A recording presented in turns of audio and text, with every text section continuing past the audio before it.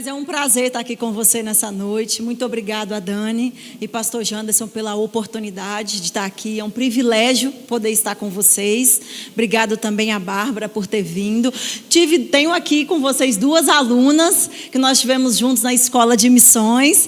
Elas foram minhas alunas há 2 quintas atrás. Quinta passada elas foram alunas de Tiago. E daqui uns dias nós seremos alunos de vocês. Já deu tudo certo, coisa boa. Mas é um prazer enorme podermos congregar e dar o nosso coração ao Senhor, como corpo, na unidade de corpo, prestarmos uma adoração ao Senhor.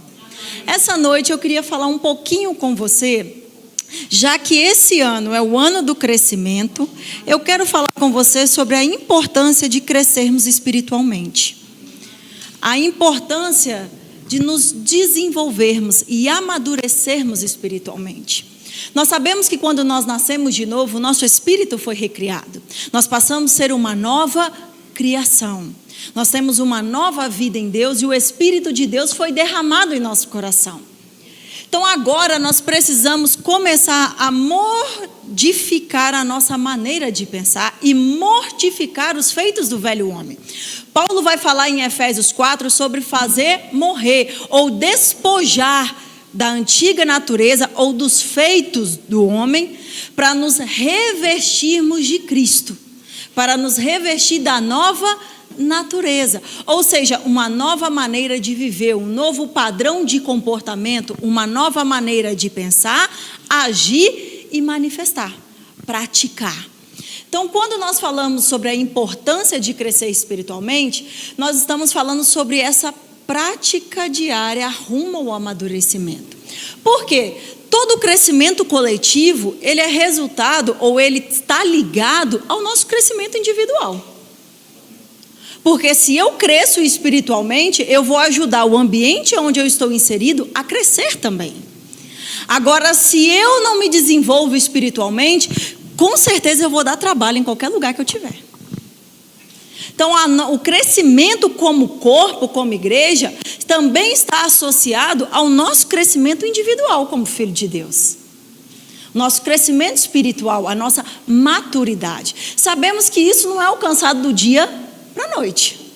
É uma jornada, um processo, mas deve existir em nós, filhos de Deus, pessoas recriadas em Cristo Jesus, uma disponibilidade no coração de querer amadurecer, de querer crescer espiritualmente. Quando nós olhamos para as Escrituras, nós vamos ver um relato de algumas igrejas ou algumas pessoas, alguns pontos de igrejas, que elas estavam sendo paralisadas por causa da falta do crescimento espiritual dos seus membros. A igreja poderia estar avançando muito mais, mas porque os membros daquela igreja não estavam crescendo espiritualmente, a igreja estava tendo alguns problemas. Uma delas é a carta aos Hebreus. Quando o escritor aos Hebreus, ele tem necessidade de reforçar alguns pontos, porque o povo estava retrocedendo da fé em Cristo Jesus para voltar a acreditar que era o sacrifício de animais que faziam com que eles fossem aceitos a Deus. Então, o escritor aos Hebreus vai escrever uma carta mostrando que o sacrifício de Jesus é superior ao sacrifício da antiga aliança. Que o sacrifício de Jesus ele foi uma única vez pago e não tem sacrifício do Antigo Testamento que iguale ou supere o sacrifício de Jesus. Quando nós vamos para Hebreus 5:11, a partir do verso 11, a carta de Hebreus, no capítulo 5, a partir do verso 11, vai dizer, eu vou ler na NVT, há muito mais que gostaria de dizer a esse respeito, mas são coisas difíceis de explicar, sobretudo porque vocês se tornaram displicentes acerca do que houve. A essa altura, já deveriam ensinar outras pessoas. No entanto, precisa que alguém lhes ensine novamente os conceitos mais básicos da palavra de Deus. Ainda precisam de leite e não podem ingerir alimento sólido. Quem se alimenta de leite ainda é criança e não sabe o que é justo. O alimento sólido é para os adultos. Pela prática constante, são capazes de distinguir entre o certo e o errado. Perceba que o escritor que escreve aos Hebreus, ele diz que pelo tempo decorrido. Ou seja, ele não estava falando com gente que era nova convertida. Ele estava se referindo a pessoas que já caminhavam na fé. Ele vai dizer, pelo tempo que vocês têm de igreja, já eram para vocês serem mestres uns dos outros. Está ensinando outras pessoas, mas estão tendo necessidade de serem ensinados novamente aquilo que é básico. Como fé em Deus, que ele vai falar no capítulo 6. Uma das doutrinas elementares de Cristo. Por quê? Porque as pessoas estavam retrocedendo da fé. Aquelas que já eram para estar ensinando, estavam tendo necessidade de serem ensinadas. Então isso nos mostra que tempo de igreja não define maturidade. Tem pessoas que estão há anos na igreja ou até cresceram na igreja, mas não cresceram espiritualmente. Não se desenvolveram espiritualmente. Essa era uma realidade do povo. Eles estavam retrocedendo na fé, mesmo tendo anos ali congregando. Mas porque não se desenvolveram. E é engraçado que o escritor fala de leite e alimento sólido. Ele vai dizer que alimento sólido é para os adultos, que pela prática consegue discernir o bem ou o mal. Então, quanto mais nós praticamos a palavra, mais nós nos desenvolvemos e crescemos espiritualmente e nos tornamos aptos para discernir o bem e o mal. Não faltava conhecimento. Aqui ele não diz que o problema deles era falta de conhecimento ou ignorância de conhecimento, mas falta de prática. Por falta de praticar, eles estavam retrocedendo. Então nós precisamos crescer espiritualmente para não retroceder das verdades que um dia nós ouvimos, daquilo que um dia foi exposto para nós, no qual nos fez chegar até aqui, no qual nos desenvolveu. Quando nós olhamos para Jesus falando em Lucas 6, lembra que ele vai falar de dois construtores, o prudente e o insensato. Aquele que construiu a casa sobre a rocha é um prudente construtor. Vieram os rios, sopraram os ventos fortes, mas aquela casa não desabou porque ela estava firmada na rocha. E o insensato é quem constrói sobre a areia. Quando vieram os rios, deram os ventos, aquela casa caiu e grande foi a ruína. Mas é engraçado que ele começa falando que aquele que ouve as minhas palavras e as pratica. E quando você olha todo o capítulo 6 de Lucas, Jesus vai tratar assuntos, talvez, digamos assim, um pouco delicado para a nossa carne, ou que deixa a nossa carne desconfortável.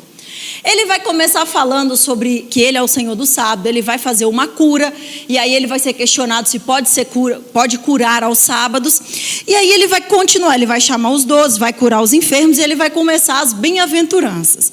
Lucas 6:20, ele começa aqui falando assim: então, olhando para os seus discípulos, disse-lhes, Lucas 6:20, bem-aventurado vós, pobres, porque vosso é o reino de Deus. Bem-aventurado vós que tendes fome, porque sereis fartos. Bem-aventurado vós os que agora chorais, porque havereis de rir. Bem-aventurados sois quando os homens vos odiarem, e quando vos expulsarem da sua companhia, vos injuriarem e rejeitarem o vosso nome como indigno. Por causa do Filho do Homem, regozijai-vos naquele dia e exultai, porque grande é o vosso galardão no céu, pois dessa forma procederam seus pais e os profetas. Então ele vai começar tratando, olha, quando as pessoas te rejeitarem, quando elas não quiserem mais estar na sua companhia por causa daquilo que você prega, que grande alegria. Que grande alegria você ser rejeitado pelo nome do filho, pelo nome daquele que é o Filho do Homem, ou pelo nome de Jesus. Ele já começa dando uma mensagem que às vezes não soa muito bem para aquelas pessoas que têm uma carência de querer ser aceito. Porque a pessoa que é aceita, ela quer ser popular, para ela se sentir amada. Jesus diz, bem-aventurado quando vocês forem odiados. E aí ele vai estreitar um pouquinho mais para a carne, porque ele vai falar sobre você amar quem te odeia. falar bem de quem fala mal de você e tratar bem aqueles que tratam você mal. Ainda está no capítulo 6.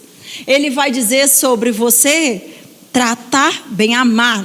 No verso 27 ele vai dizer: digo-vos, porém, a vós outros que me ouvis, amai os vossos inimigos, fazei o bem aos que vos odeiam, bendizei aos que vos maldizem, e ainda orai pelos aqueles que te caluniam. Pensa numa coisa fácil de fazer, só que não para a carne. A carne não quer falar bem de quem fala mal de você. Ela quer sentar e descer a lenha também. Diz: você está falando mal de mim? Espera aí que eu vou te mostrar quem você é também. A carne não quer orar por aqueles que caluniam a gente. Caluniar é difamar.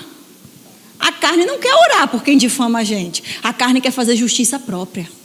Quer se justificar. Irmãos, como é difícil para a carne você ser injustiçado e ter que ficar calado. E não poder argumentar, não poder mostrar o seu lado. Mas Jesus diz que a gente tem que orar por aqueles que nos caluniam. Amar os nossos inimigos. Falar bem de quem está falando mal da gente. Ele começa a estreitar um pouquinho a alma, a carne, aquela vontade de se justificar, de fazer justiça própria, de ir lá e vou falar umas boas verdades na cara daquela pessoa. Então ele vai falar sobre amar ao próximo, ele vai falar sobre não julgar ninguém, sobre você não ser juiz do seu irmão, que se você julgar a si mesmo. Ele vai contar a parábola do cego para outro cego. Ele vai falar da árvore que dá frutos, a árvore e seus frutos, e aí ele vai chegar nos 2 fundamentos.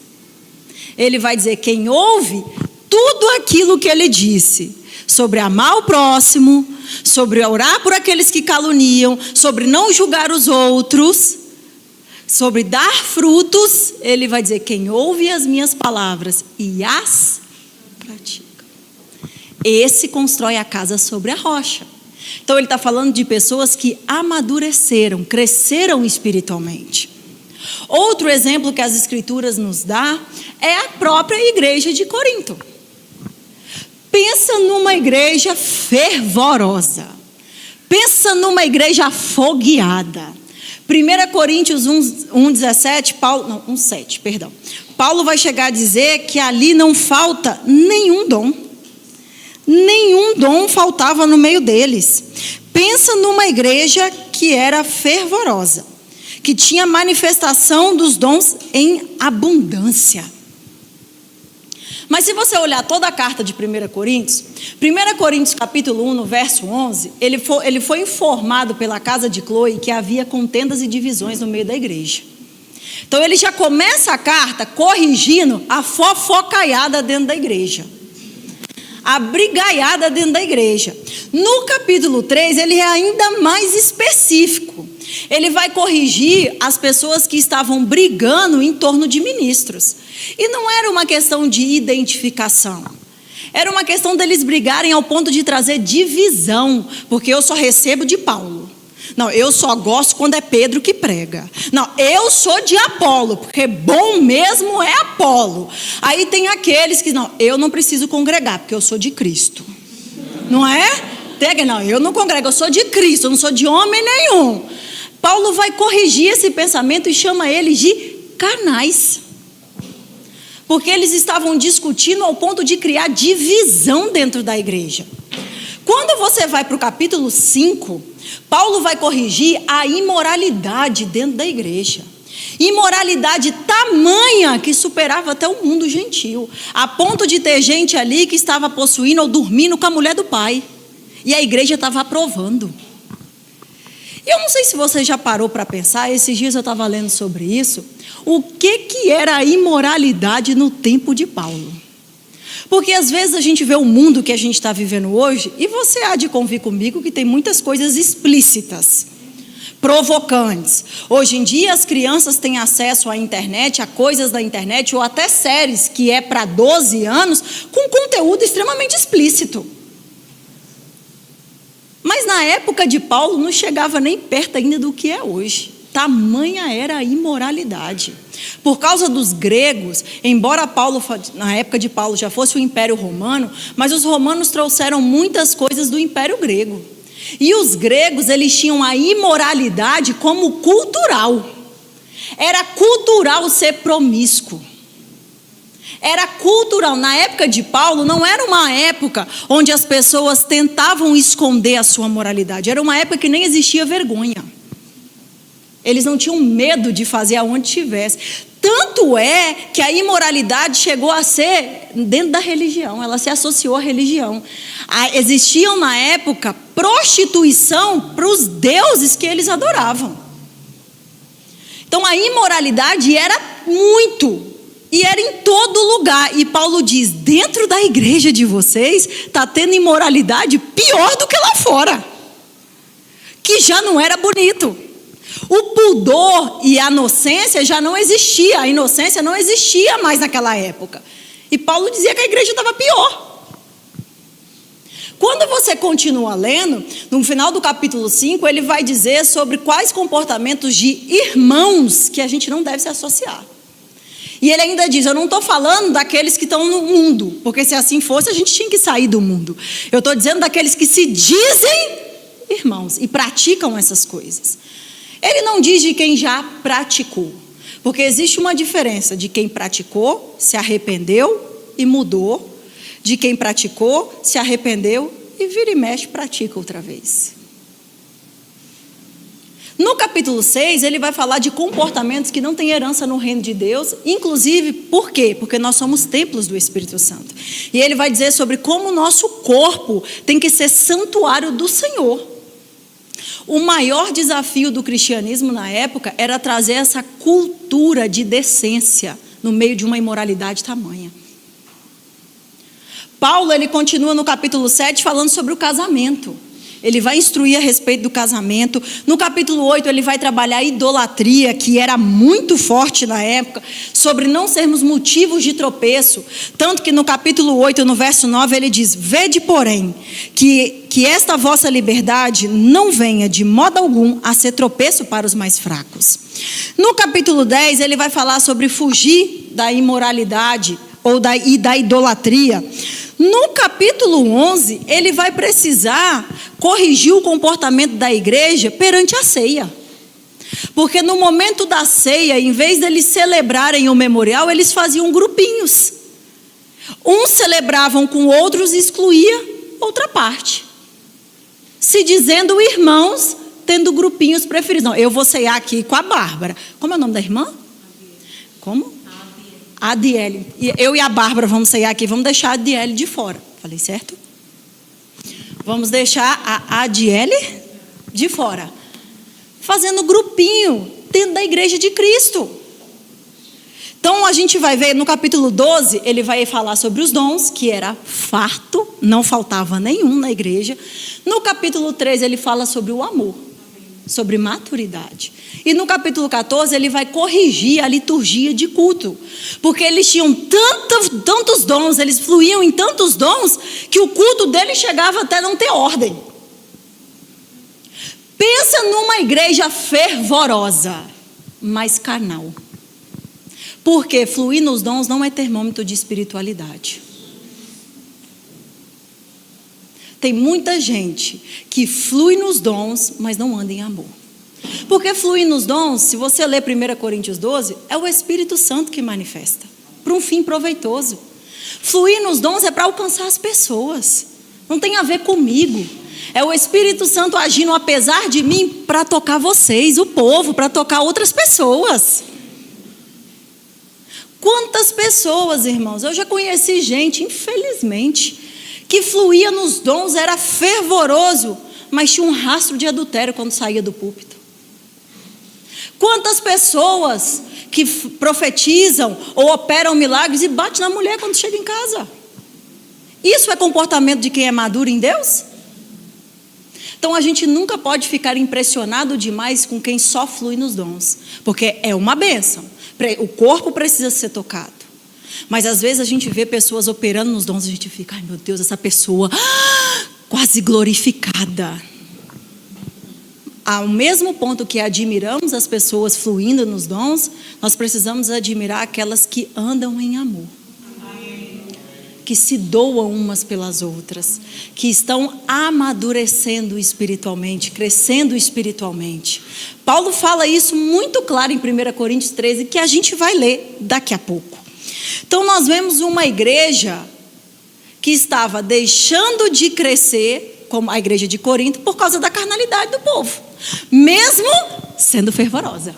E é engraçado que da mesma forma como aos hebreus, quando Paulo escreve 1 Coríntios, ele não chama eles de desviados, nem de novos convertidos. Ele chama de carnais.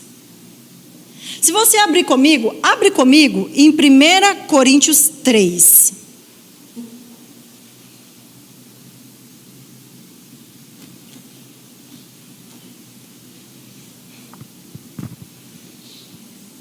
Primeira de Coríntios 3, a partir do verso 1.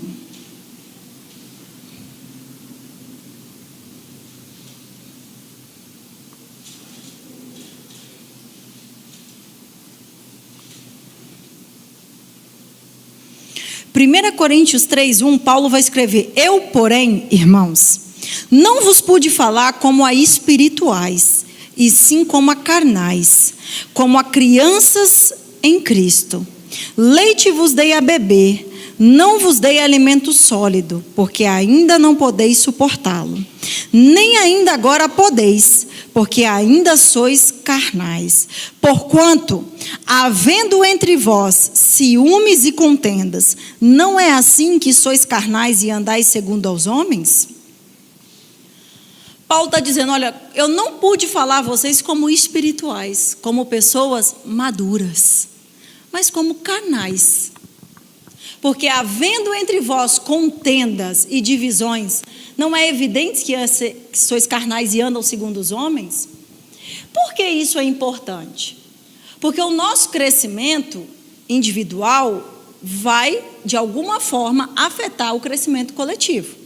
Nós sabemos que a igreja como corpo, ela cresce pela graça de Cristo, mas também pela maturidade dos membros que ali congregam. Corinto era uma igreja farta de dons, mas com inúmeros problemas. E Paulo não fala que eles eram novo convertidos. Paulo diz, olha, eu ainda não pude falar como espiritual e nem agora posso, porque vocês ainda são carnais. Então ele dá a entender que já existiu uma expectativa desse povo estar avançando, mas continuava nas mesmas práticas do velho homem. Quando nós nascemos de novo, quando nós nos tornamos uma nova criatura, há um novo estilo de vida que agora nos pertence. Nós não podemos nascer de novo, ou não deveríamos nascer de novo, para andar conforme nós andávamos outrora. Cristo não nos lavou, nos perdoou, nos justificou, nos santificou, para a gente viver do modo que vivia antes, na velha vida. Então Paulo vai corrigir essa carnalidade das pessoas, onde as pessoas estavam comprometendo o avanço da igreja, porque ficavam criando problemas entre si, por causa da carnalidade que ela se encontrava. Da mesma forma, se nós não procurarmos crescermos espiritualmente, ao invés da igreja avançar, a igreja constantemente vai ficar parada, tendo que ficar corrigindo briguinha e contenda dos irmãos. Como filhos de Deus, nós precisamos amadurecer, crescer espiritualmente, se desenvolver espiritualmente, parar de ficar andando segundo a carne. Essa palavra carne de 1 Coríntios 3 é a palavra grega sarx, que significa apetites carnais, governado pela carne, governado pelos instintos naturais, ou os desejos carnais. É um homem que ele é governado pelos seus sentidos. Ele vive conforme os seus sentidos. E é engraçado que, por mais triste que seja, infelizmente, a gente vê as igrejas de Cristo com muita gente assim. Pessoas que são governadas não pela palavra, não pelo Espírito, mas pelos seus instintos. Pessoas que vivem a partir do que estão sentindo. Pessoas que o pastor ou a liderança só pode contar com ela dependendo de como ela acordou naquele dia. Se hoje eu acordei de bom humor, eu vou servir as minhas escalas. Se hoje eu não estou de bom humor, sinto muito, mas hoje eu não estou a fim de ver a cara de ninguém, eu não vou no culto não. Mas nós temos uma responsabilidade. Se eu ajo dessa forma, não é evidente que eu sou carnal? Pessoas que são guiadas por aquilo que está sentindo. Se hoje eu me sinto bem, então hoje o dia é bom. Se hoje eu não acordei muito bem, nossa, meu dia hoje... Mas nós temos o Espírito dentro de nós. O fruto do Espírito está em nós e somos nós que manifestamos. O meu dia pode não ter começado bem, mas ele vai melhorar, ele vai terminar maravilhoso. Não por aquilo que está à minha volta, mas por aquilo que eu tenho por dentro. Agora, as pessoas carnais que são governadas pelos instintos, elas só se mobilizam dentro daquilo que elas sentem. Normalmente, são pessoas inconstantes, instáveis. Você não pode contar com elas, porque você não sabe como ela está. São pessoas que tudo elas são a vítima. Não, eu não servi no meu departamento porque pastor, olha, aquele dia o líder tal, aconteceu isso, fulano de tal fez isso comigo, eu não queria ver fulano, eu não fui. Eu sou filha de pastor, eu sei como a igreja funciona. Eu sou filha de pastor, eu sei como esse negócio funciona, como as pessoas às vezes se comportam. Não, olha, eu briguei com a Bárbara, amanhã não vou para o ministério. Não vou, porque eu não estou afim de ver a cara da Bárbara. Ela que tem que vir me pedir desculpa, porque foi ela que fez isso comigo. Não é evidente que sois carnais? A pessoa carnal, guiada pela carne, ela sempre quer ser vítima de tudo. Todo mundo é contra ela. Todo mundo está contra mim. Tudo é pessoal. Tudo vira pessoal. Se a pessoa fala assim, olha, irmã, da próxima vez, bota esse copo do ladinho aqui da planta. A irmã não gosta do meu serviço. Nossa, eu sabia que ela não gosta de mim.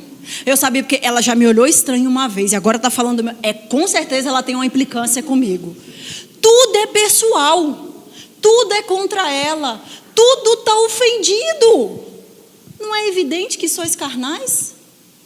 Por quê? Porque a pessoa carnal, quando ela fica ofendida, ela cria problema. Porque ela quer desabafar com todo mundo, ela não quer resolver o problema. Ela quer contaminar todo mundo com aquela pessoa que ela está ofendida. Mas ela não quer chegar para a pessoa que ela está ofendida e fazer as pazes, ou se consertar, se perdoarem e se restaurarem. Ela quer contaminar os outros. Quantos aqui tem pelo menos mais de 5 anos de crente? Provavelmente, você já foi para uma igreja que você não conhecia uma pessoa de lá, mas porque alguém falou mal daquela pessoa, quando você foi conhecer ela, você já conheceu com aquela impressão de problema. Isso aí é ou não é? Você não conhecia aquela pessoa, nunca te fez nada, mas porque alguém contaminou o seu coração, você já olha para aquela pessoa com carnalidade, com indisposição. Nós precisamos crescer espiritualmente para blindar o nosso coração dessas influências, desses comentários, dessas atitudes. Quando a pessoa quiser fazer intriga, ou quando a pessoa quiser estar carnal, criar uma contenda de divisão, dizer, sinto muito, mas na minha vida você não vai achar lugar. Irmão, você está chateado comigo? Vem aqui, vamos se resolver agora. Você me perdoa no nome de Jesus? Você anda em amor comigo? Mas a pessoa que está ofendida, ela não quer resolver, ela quer desabafar com todo mundo. Ela quer que todo mundo fique contra aquela pessoa que ela está ofendida. E isso atrapalha o crescimento da igreja, irmãos. Como a igreja vai avançar tendo contenda e divisão entre os irmãos? Em vez de todo mundo pegar junto para fazer a obra avançar, fica um ou outro brigando. Nós não devemos ser assim. Nós precisamos crescer, deixar para trás essas meninices. Eu sei que existe todos nós, antes de nascermos de novo, nós lidávamos com um problema chamado carência. Não fala para mim que você nunca teve esse problema, que eu não acredito, porque você não foi glorificada ainda. Todos nós lidávamos com aquela carência de querer ser amado, de querer ser aceito, de querer ser lembrado. Quando nós nascemos de novo, nós sabemos quem nós somos em Deus. nós entendemos que Ele nos amou, que Ele nos aceitou, que nele nós somos plenos, a gente para de querer achar que a igreja é o lugar de suprir meu complexo de inferioridade. Porque às vezes acontece, as pessoas vêm para cá e acham que o servir dela na igreja vai suprir aquela carência que só o Senhor pode suprir. Aí as pessoas servem para ganhar tapinha nas costas, servem para ser elogiadas na hora do culto, servem para ser valorizadas em momentos oportunos para a igreja, mas o nosso coração tem que estar no Senhor. Se eu estou servindo só para ser vista pelas pessoas, para ser aplaudida pelas pessoas, não é evidente que eu sou carnal? Porque o meu valor não está no meu serviço, o meu valor está em ser filha. O meu serviço é um resultado da minha origem, daquilo que eu já sou por dentro. Quantas pessoas que se comportam de forma carnal, como a igreja de Corinto, ao invés de abraçar aquilo que o pastor ou a liderança propõe, fica criando divisão, fofoquinha, tumulto pelos cantos. Por exemplo, o pastor lançou a questão do ar-condicionado. Aí tudo bem, no mundo lá fora, a gente espera as pessoas dizer assim, para que precisa disso tudo? Mas dentro da igreja não deveria ter esses comentários. Deveria ser todo mundo pegando junto. Porque eu acredito na visão da minha liderança. Agora, se eu sou a primeira a ficar com romper no coração das pessoas, aonde que a igreja vai crescer? Se eu que sou parte da igreja jogo fora do time, não é evidente que sois carnais? Eu não estou dizendo que você não possa ter opiniões diferentes. Eu estou dizendo que submissão é você guardar a sua opinião e estar junto com a sua liderança. Precisamos, isso é espiritualidade. O crente carnal, ele gosta de ser do contra. Ele gosta de dar trabalho. Ele gosta de chegar no lugar e achar que todo mundo tem que se moldar para viver com ele. Ele esquece que ele está vivendo como um corpo e que ele também tem que se desenvolver. Eu me lembro, quando eu fui para Minas Gerais, eu não sou mineira, embora eu já me mineirei no coração. Agora eu vou me nordestizar no coração. Vou comprar uma cuscuzeira para ser nordestina raiz. Mas eu sou capixaba. E quando eu fui morar em Minas, eu fui fazer seminário em Belo Horizonte. Eu fui fazer teologia lá em 2011. Eu me lembro que eu fui morar numa república, que era eu e mais 12 mulheres. Pensa no tamanho da prova de tribulação que foi esses 4 anos em repúblicas. Pensa 13 mulheres convivendo juntos. Eram diferentes idades, diferentes culturas, porque tinham mulheres de vários lugares do Brasil, diferentes temperamentos. Não era fácil não, gente. Pensa numa escola de fruto do Espírito. Todo dia eu queria ir embora. Todo dia eu dizia assim, eu não preciso disso, eu vou embora, vou voltar para a casa da minha mãe. Eu sou a única mulher da casa da minha mãe. Eu tenho 2 irmãos gêmeos mais novos do que eu. Então eu sou a queridinha, porque eu sou a única mulher. Eu fui a primeira neta do lado de pai e de mãe. Você acha que eu precisava ficar dividindo as coisas com um monte de mulher? Eu nunca tive isso de irmãos pegando o que é meu, porque os meus irmãos eram homens, não usavam as minhas coisas. Graças a Deus por isso. Aí quando eu cheguei na república, de repente as minhas coisas sumiam. Sumiu e não aparecia quem foi, porque não era ninguém. Aí eu dizia, rapaz, tem alguma coisa errada. Todo mundo que mora aqui é crente. O negócio está sumindo e não foi ninguém, Satanás está vindo usar meus produtos, então. Só pode. A minha vontade era de brigar. Era de chegar lá e arrumar uma confusão até aparecer o culpado. Algumas vezes eu fiz. Depois eu tive que lembrar que eu era uma nova criatura. Que eu não podia andar segundo a carne. Não podia ser carnal. Teve vezes de eu olhar e dizer, meu Deus, eu nunca mais vou ficar aqui. Na hora que eu formar no seminário, eu vou me embora desse lugar, que esses mineiros nunca mais vão me ver. Porque eu achava que os mineiros tinham que aprender a conviver comigo. Mas era eu que estava no lugar deles. Era eu que tinha que aprender a viver. Pensa num povo receptivo, um povo caloroso, carinhoso. E se eu não tivesse com o coração disponível para amadurecer aquilo que a gente costuma achar que é o nosso umbigo, que todo mundo tem, tudo tem que girar aqui, eu tinha perdido a oportunidade de conviver com pessoas maravilhosas e de crescer espiritualmente.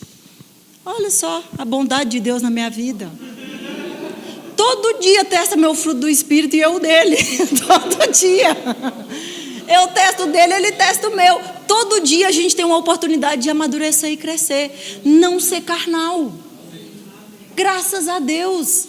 Mas nós precisamos parar de agir como um menino.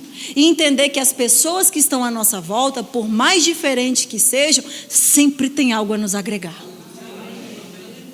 Então a gente para de ficar brigando por coisinhas, porque eu entendo que o meu irmão tem outras coisas para me agregar, para me fazer crescer, para me amadurecer. Precisamos crescer espiritualmente, parar de ficar de contenda, de servir só quando eu quero, de servir só quando eu estou afim. Parar de ficar usando do nosso serviço para suprir a nossa carência. Irmãos, a gente não está servindo o pastor Janderson e a Dani, por mais que hoje eles estão aqui, a gente serve ao Senhor. Eles são um instrumento que Deus colocou aqui para arrebanhar o povo, mas o meu coração não está se ele vai me agradecer ou não. O nosso coração está no Senhor, e no quanto nós estamos nos doando para Ele, e Ele é um bom Pai.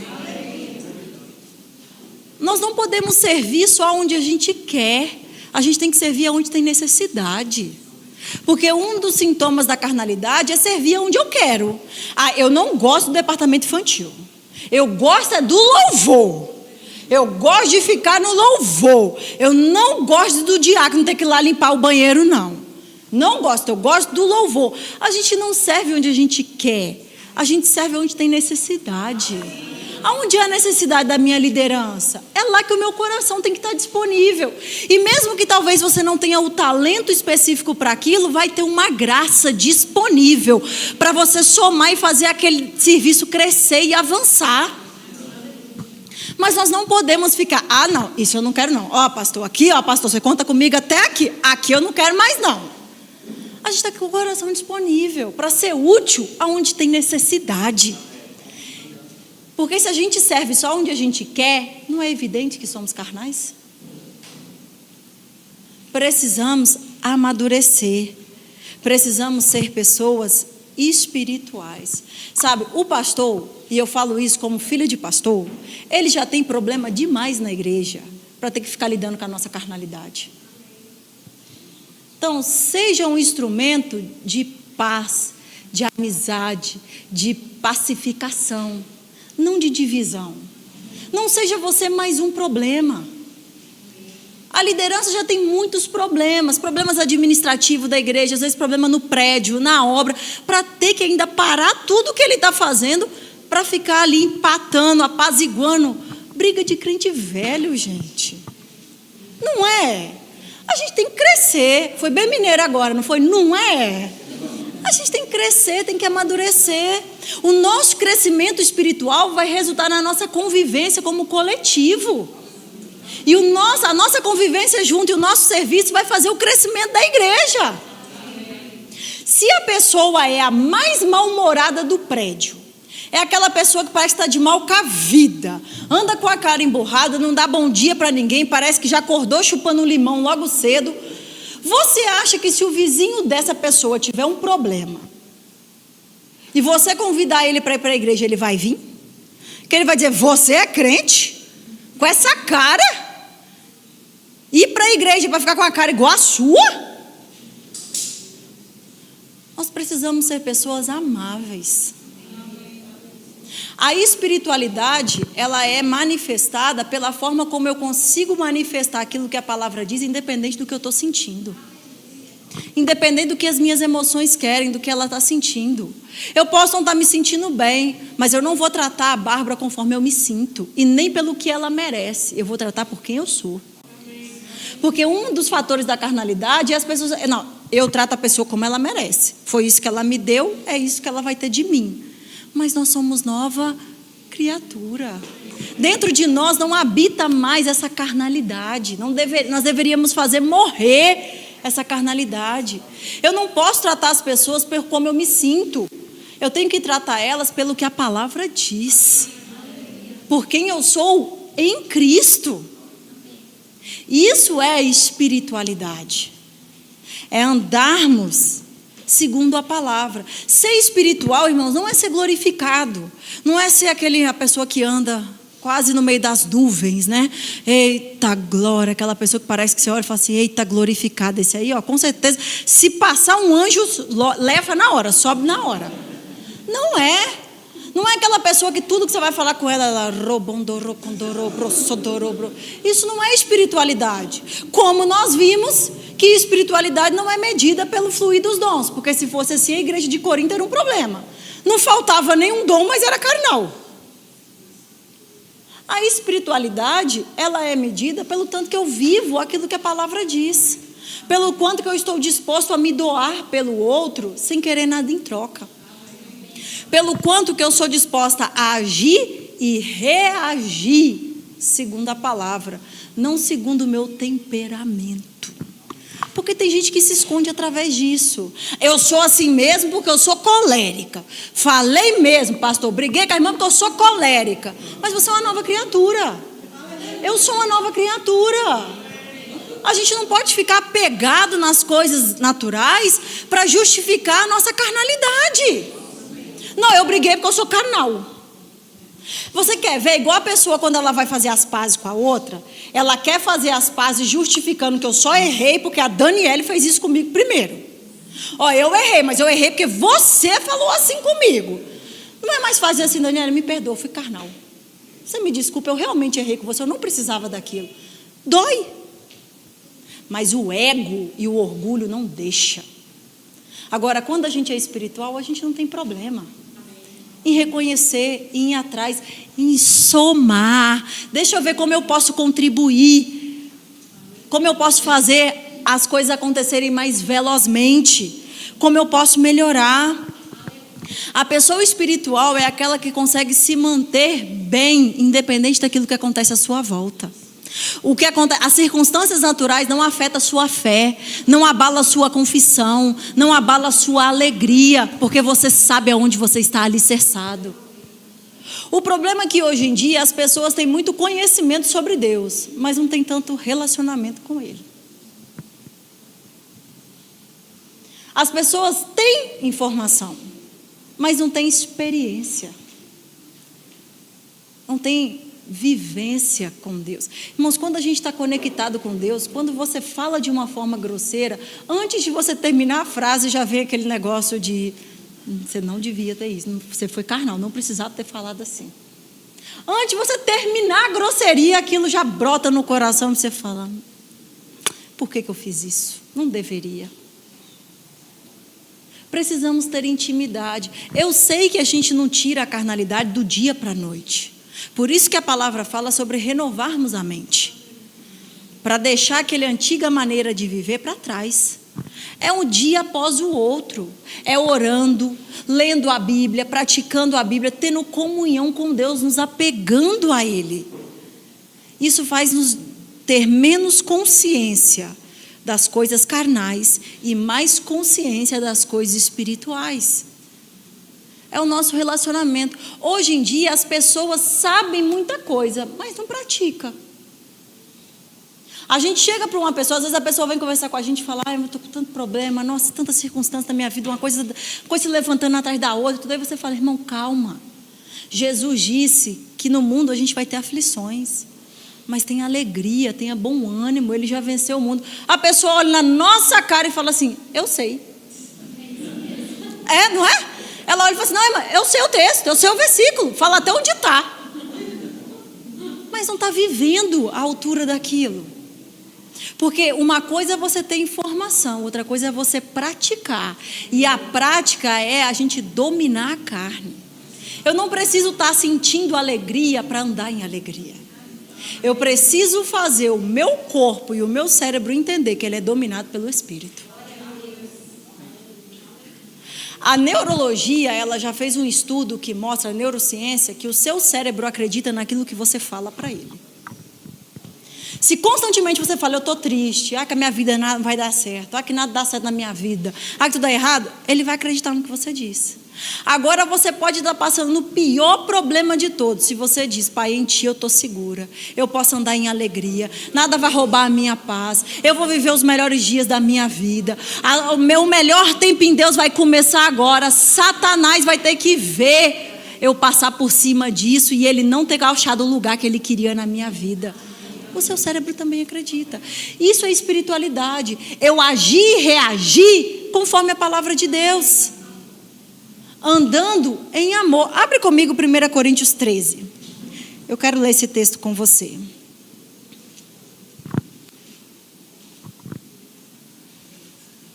(13) 1 Coríntios 13.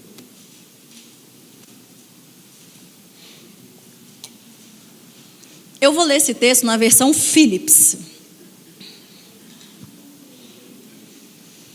1 Coríntios 13, na versão Phillips, vai dizer: o amor não é tardio para perder a paciência.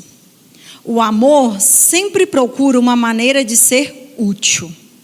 O amor não é possessivo. O amor não é ansioso para expressar. O amor é bem educado. O amor não procura vantagens de si mesmo, os seus próprios interesses. O amor não é insensível ou indelicado. O amor não guarda a lembrança do mal que fizeram com ele. O amor não se alegra com a maldade dos outros. O amor vai compartilhar o gozo dos que vivem a verdade.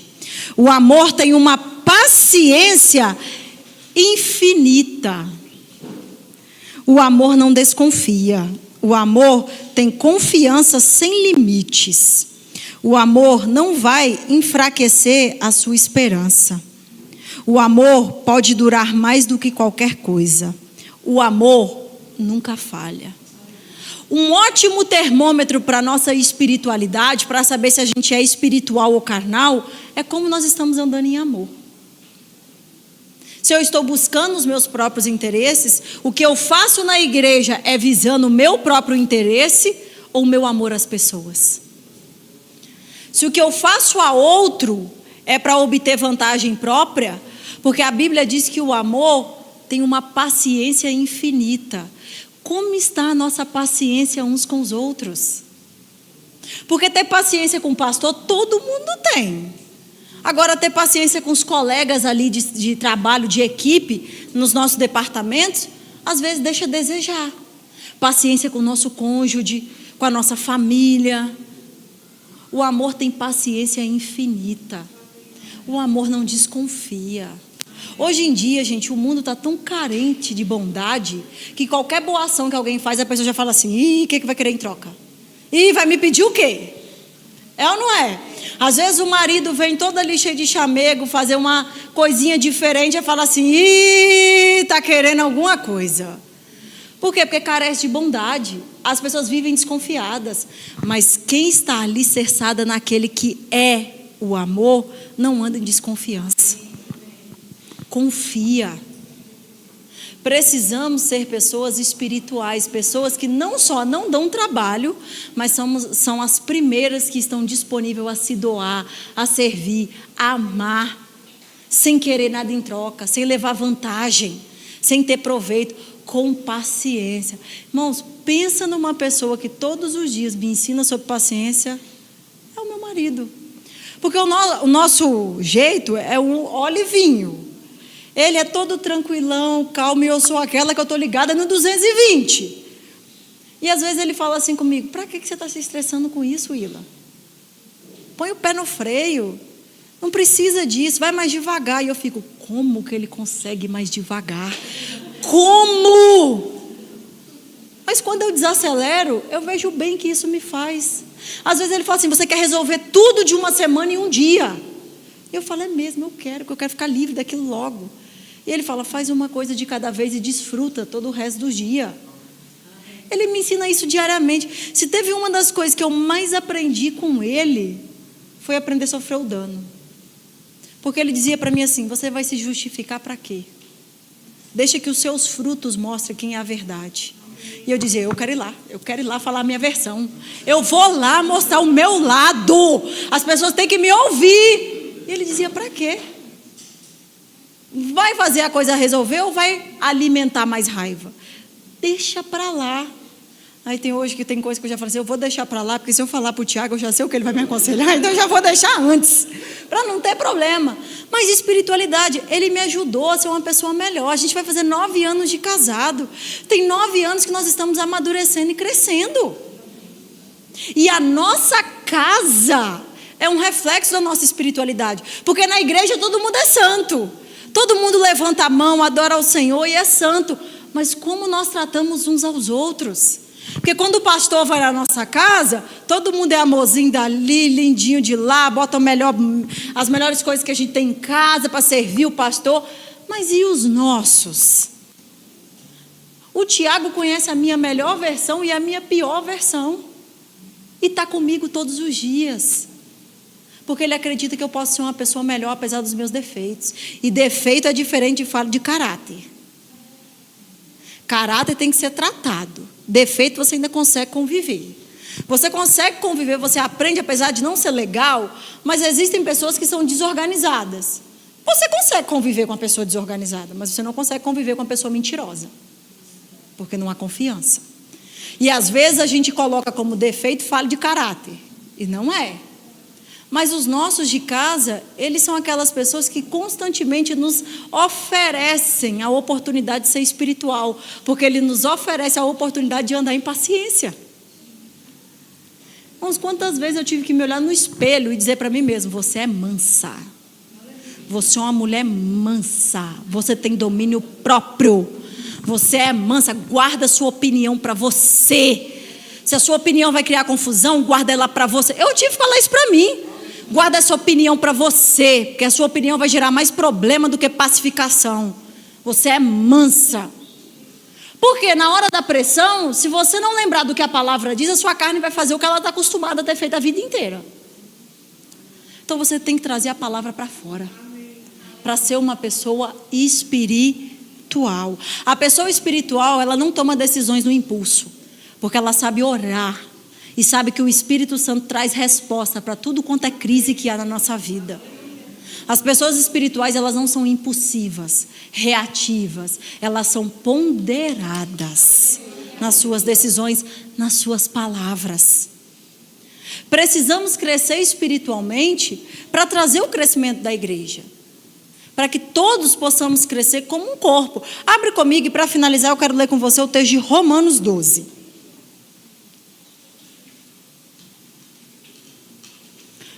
Romanos 12, eu vou ler com você na NVT. Romanos 12, a partir do verso 3.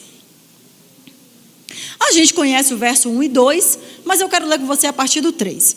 Romanos 12, 3 vai dizer: com base na graça que recebi, dou a cada um de vocês a advertência. Não se considerem melhores do que realmente são. Antes, sejam honestos em sua autoavaliação, medindo-se de acordo com a fé que Deus nos deu. Da mesma forma que um corpo tem vários membros e cada membro tem a sua função específica, assim é também o corpo de Cristo.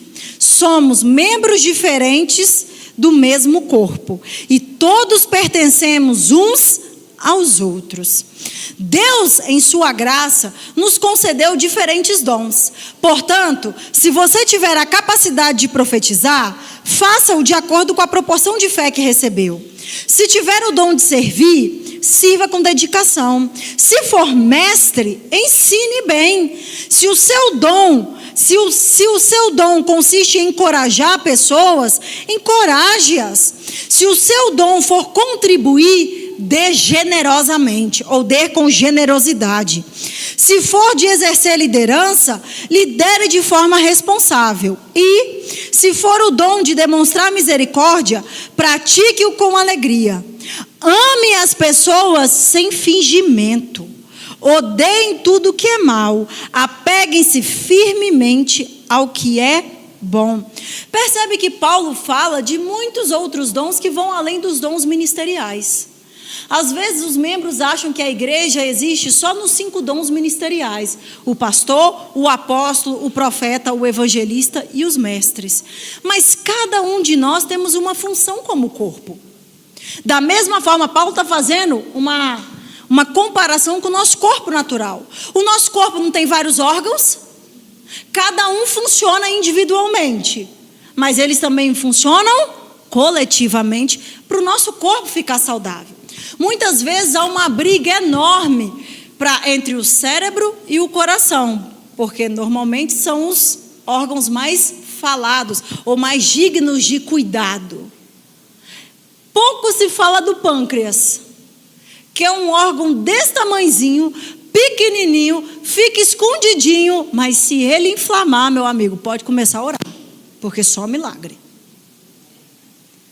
É um órgão que ele filtra todas as suas proteínas, as suas vitaminas e distribui para o seu corpo.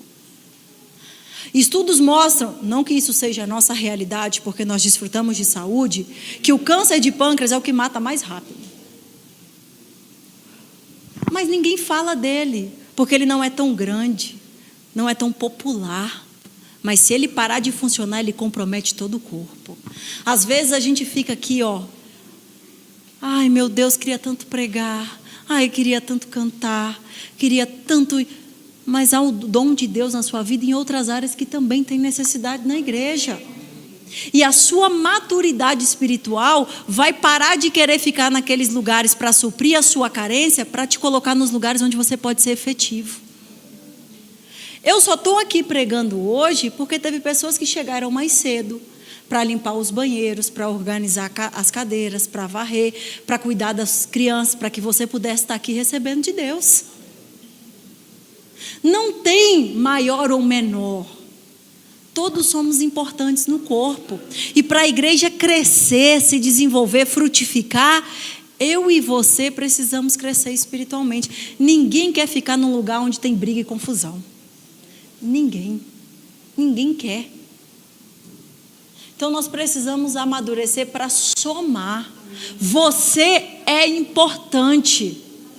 O corpo precisa de todos os órgãos. Nós não podemos ficar defeituosos, faltosos, porque eu estou com briguinha, ou porque eu estou com contenda, estou de mal do irmão. Não é evidente que sois carnais? Irmãos, a gente está aqui para ser amigos uns dos outros, somar uns com os outros, não ficar brigando uns com os outros. Por isso que o nosso crescimento individual afeta o crescimento da igreja. Porque como corpo, todos nós temos uma função nele. Talvez você está aí pensando assim, aonde que eu sou no corpo? Qual é a minha função aqui na igreja? Aonde eu estou me desenvolvendo? Aonde tiver necessidade, chegue para a tua liderança e fala, onde eu posso ser útil? O que o Senhor precisa? E naquilo que tiver necessidade, se coloque à disposição. Mas não só os dias que você está bem. Tenha responsabilidade, compromisso de se doar para ver a obra. Não é o seu nome crescer, é o corpo de Cristo avançar e o nome de Cristo ser conhecido. Porque o ministério não se trata de mim, irmãos, não se trata de nós, do meu nome. Se trata do nome de Jesus e ele ser conhecido. Então o nosso crescimento, ele vem de 3 fatores. O nosso crescimento espiritual, ele vem de 3 fatores. Conhecer a palavra. Oséias 6:3 vai dizer que nós precisamos prosseguir em conhecer o Senhor. Nós precisamos conhecer a palavra, vir aos cultos. Uma das formas de você conhecer a palavra de Deus é vir aos cultos, porque aqui você vai ser alimentado pela palavra. Eu sei que a internet proporciona muitas coisas boas, certo? Você pode estudar, você pode ouvir ministrações, mas existe a unção do coletivo.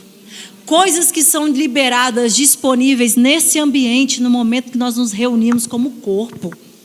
Você conhece a palavra vindo nos cultos, lendo a sua Bíblia, fazendo rema, lendo bons livros. Quantos aqui já leram o livro Crescendo Espiritualmente, do irmão Reiga? Irmãos, é um livro de leitura anual. Todo ano nós deveríamos ler aquele livro para saber se a gente está carnal ou espiritual. Aonde nós estamos e aonde nós precisamos amadurecer. Aí as pessoas querem crescer, elas querem se tornar espirituais, mas não gostam de ler. Ah, não gosto de ler. É o que a gente mais escutava. Eu e o Tiago, em Belo Horizonte, nós trabalhávamos com treinamento de ministros. A pessoa quer ser pregador, mas não gosta de ler. Aí eu disse, eu acho que você está no lugar errado. Tem alguma coisa errada. Porque você não vai dar algo que você não se alimentou daquilo. E a gente, como ministro, a gente lida com o destino eterno das pessoas. Aí a pessoa não quer se capacitar, não quer estudar, não quer conhecer. Vai ser carnal. Porque o nosso crescimento é resultado do tanto que a gente conhece. Outra forma onde a gente cresce espiritualmente é meditando na palavra que a gente recebe. E meditar não é fazer leitura corrida. Não é uma leitura corrida. É você ponderar. Você dar importância para aquilo que você está lendo. Você constantemente ficar meditando naquilo, meditando, até aquilo se tornar uma verdade dentro de você. E a outra forma, e a que a Bíblia mais fala sobre o nosso crescimento, é praticar aquilo que a gente ouviu. Jesus disse em Lucas 6, que aqueles que ouvem e praticam é um prudente construtor. Tiago 1 vai falar para a gente ser operoso praticante, não somente negligente ouvinte. Precisamos praticar aquilo que a gente está ouvindo. E praticar a palavra é fazer o que a palavra diz, independente do que eu estou sentindo, independente das minhas emoções. A minha carne não quer orar, mas eu vou fazer, porque eu vou ter relacionamento com meu pai. A minha carne não quer ler a Bíblia, ela quer ficar passando lá na Netflix, assim, para saber o que eu vou assistir hoje. Mas eu sou o resultado daquilo que eu me alimento. Então a minha carne não quer ler, mas ela vai. A minha carne não quer perdoar, mas ela vai. A minha carne não quer pagar o mal com o bem, mas ela vai. Porque nós não somos carnais. Praticar a palavra é fazer o que a palavra diz, sem negociar. Sem ficar negociando se, não, isso aqui dá, isso aqui não. É abrir o coração e falar, Senhor, ainda que me doa na carne, eu escolho amar mais o Senhor do que a minha própria vida. A minha vida é tua. O Senhor deu a sua vida por mim, então a minha vida é tua. Eu não vou andar mais segundo os meus desejos carnais, mas segundo a natureza que há em ti. Eu estou fazendo isso na força do meu braço, contando com a graça do Senhor que está sobre mim. Porque nós somos seres espirituais. Que eu e você possamos amadurecer individualmente para somarmos no crescimento coletivamente. Nós não andamos mais segundo o mundo, nem segundo as nossas emoções, porque nós somos uma nova criação. Seja abençoado na prática dessa palavra.